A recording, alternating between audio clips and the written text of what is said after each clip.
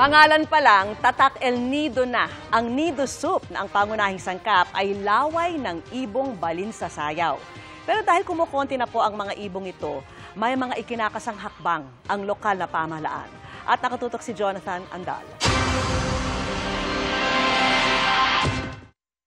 Hindi lamang kilala ang El Nido sa Palawan sa naggagandahang mga beach nito. Dito rin nanggagaling ang sangkap para sa tanyag na Nido Soup. Doon nga hinango ang pangalan ng lugar dahil ang El Nido hango sa salitang Espanyol na ang ibig sabihin the nest o pugad. Pangunahing hanap buhay kasi noon ng mga taga rito ang manguha sa mga kuweba ng pugad ng ibong balin sa sayaw na gawa sa laway ng naturang ibon. Ginagawa itong sabaw o nido soup na masustansya at makapagpapalakas pa raw ng metabolismo at resistensya.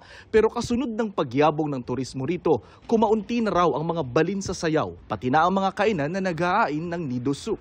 Pag naglakad ka rito sa town proper ng El Nido, karamihan sa mga makikita mo Western o Asian cuisine, gaya ng burger, pizza, pasta, gelato, Chinese, Japanese, Thai food. Pero halos wala kang makikita rito na nagsiserve ng pagkaing tatak El Nido, gaya ng Nido Soup.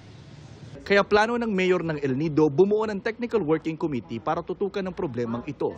Kailangan mapag-aralan bakit ito ay kumakaunti na lang. Kung paano maibalik ang balin sa sayaw, kailangan i-require sa mga restaurant na talagang kailangan mag-serve sila talaga ng nido soup sa mga sa mga guests.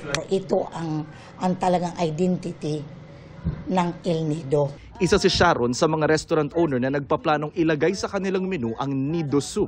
We're known for the seafoods actually. Pero dahil ako'y nasa El Nido, I want to be able to promote the balin sa sayaw or the Nido Soup. Tatlo lang ang ingredients ng authentic Nido Soup. Ang laway ng balin sa sayaw, itlog at cornstarch pampalapot. So ito na yung authentic Nido Soup, gawa mismo dito sa El Nido. Ang nalalasahan mo lang dito, yung itlog mismo, Yes. at saka yung texture niya nung balin sa sayaw, para nga siyang gulaman. Pero may ilang environmentalist na tutol daw sa pagkuha ng pugad ng balin sa sayaw. Some people believe that you're taking away the nest. But there is parang a more consensuous way of doing it naman. Nitong nakaraang linggo lang ipinagdiwang ng El Nido ang Balin sa Sayaw Festival. Napapanahon daw ang pag-promote ng balin sa sayaw lalo't ngayong taon nalagpasan na ng El Nido ang dami ng mga turista noong bago magpandemya. Ang mga French nationals na ito tinakasan daw ang tagos sa butong lamig ngayon sa kanilang bansa. It's my place, it's more winter time. That's why the Philippines was a great idea. I heard about the lagoon, the lakes, the beautiful landscapes.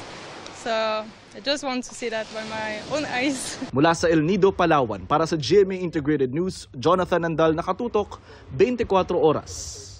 Mga kapuso, kasama nyo kami 24 oras. Mag-subscribe sa GMA Integrated News sa YouTube. Sa mga kapuso abroad, bisitahin ang GMA Pinoy TV at www.gmanews.tv.